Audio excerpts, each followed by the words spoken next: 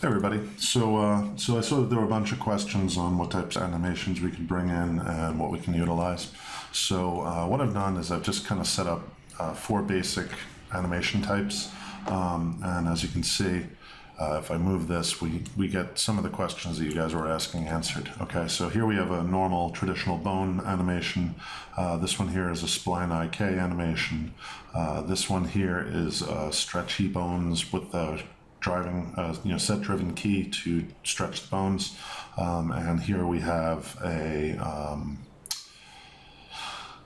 keyframe animation. Okay, and just to go through quickly what I've done to set this up, I've got, I just did this really quick just to give you guys some ideas as to what you can do. All right.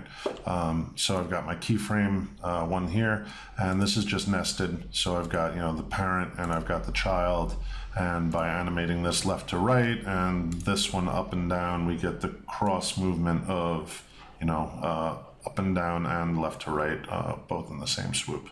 Okay. So this one is only animated on the y-axis, and this one is only animated on the x-axis. Okay, but the combination gives us the diagonal animation movement with this one. So again, that's just a parent-child relationship, very, very easy and straightforward. All right, so that's keyframed. Here we have a set-driven key that is just kind of doing stretchy bones. So we're getting stretch in our bones, and we're using a set-driven key to drive the values. So I'm kind of showing two things, that you can use a set-driven key and you can also, stretch the bones. Okay, so you've got that.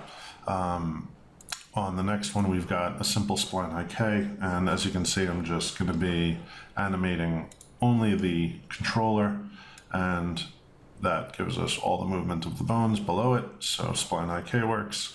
And the one below that is just normal bones, where I'm moving some of the bones in FK format. So this is forward kinematics. All right. So those are pretty much all the animation types. I normally use.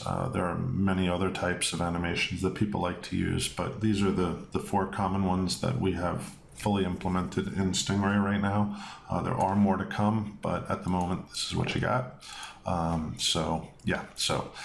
Anyway, just to show that these can all be successfully imported into Stingray, I've gone ahead and exported all those and brought them into Stingray. And here we can see, here's our bones animation. So again, this is forward kinematic bones.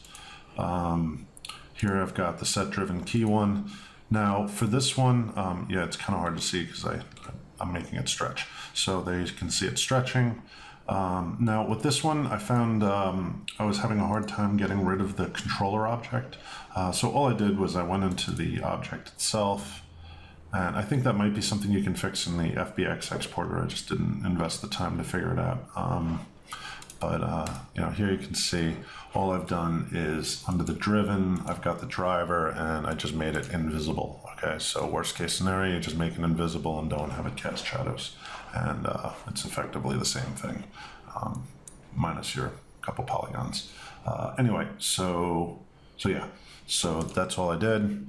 And again, I'm sure with a proper export, I could get that controller to not show. All right, so don't save that. And here's the keyframed animation. So let's take a look at that one. So there's keyframes. And lastly is the spline IK, and then they all work perfectly fine. All right. So anyway, hope that's helpful. Those are your animation types that you can use right now. All right. So cool. Enjoy. And you can always use baked animations.